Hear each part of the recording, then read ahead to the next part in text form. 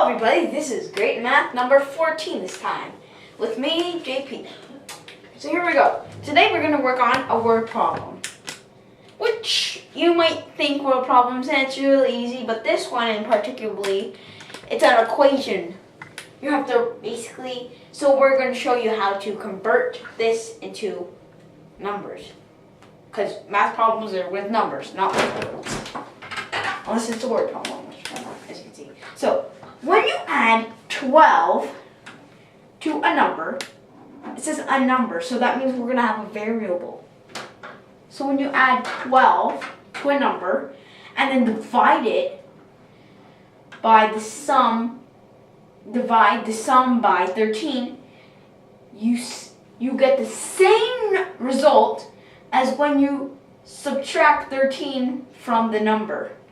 And then divide the difference by 12. What is the number? What is the number?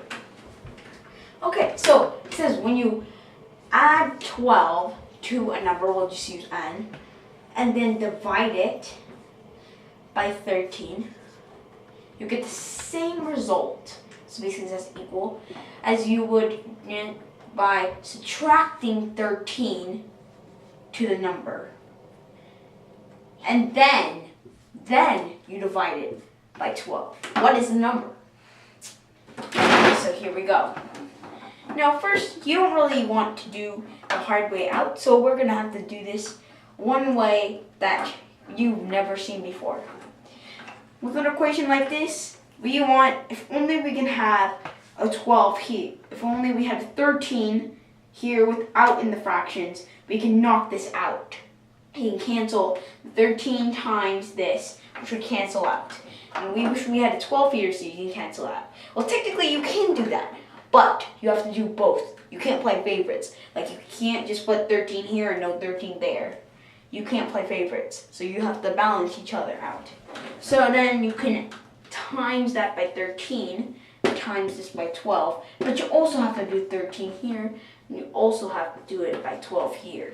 So then these two cancel, and so do these, which then the next result will be, so then you knock out the fractions. You gotta knock out the denominator. So you multiply on the numerator or denominator? You multiply this by the you multiply this, because basically it would have been 13 over 13, which is equal to 1 times the number, and 1 times anything is the other number, so we wouldn't need it. So you multiply the numerator, is that correct?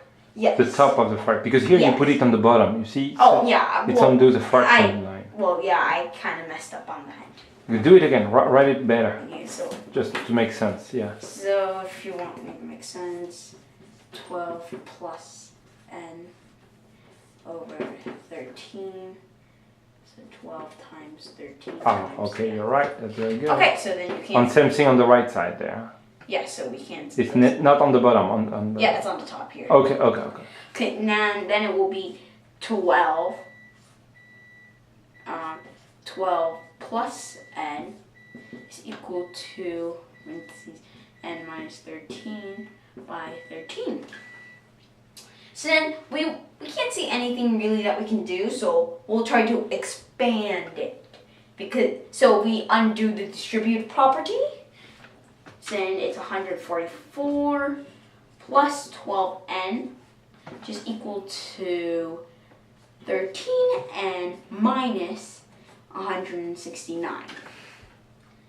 So now all we have to do now is do so then we do 12, we minus 12n from each side. Remember, we can't play favorites. 12n. N. Put n. Oh yeah, n. So then these two cancel, and this one would turn into 1n. Okay? So now, for our very last thing that we have to do, we put 169 on both sides.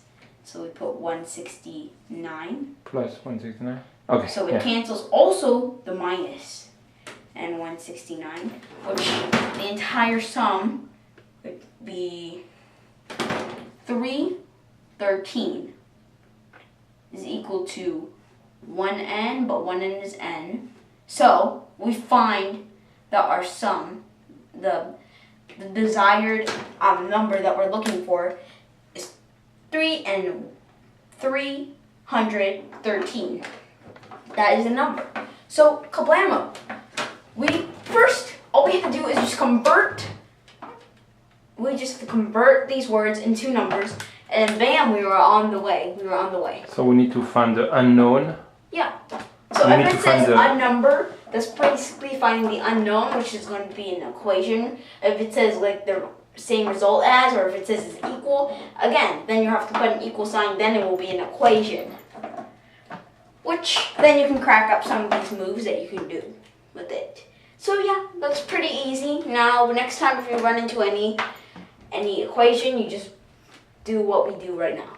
So that was your first word problem. So right? that was my first word problem. We might be doing others in different videos, but this is probably my first. So I am Jean-Pierre Malouge, and this is Great Math number 14. See you next time. Bye.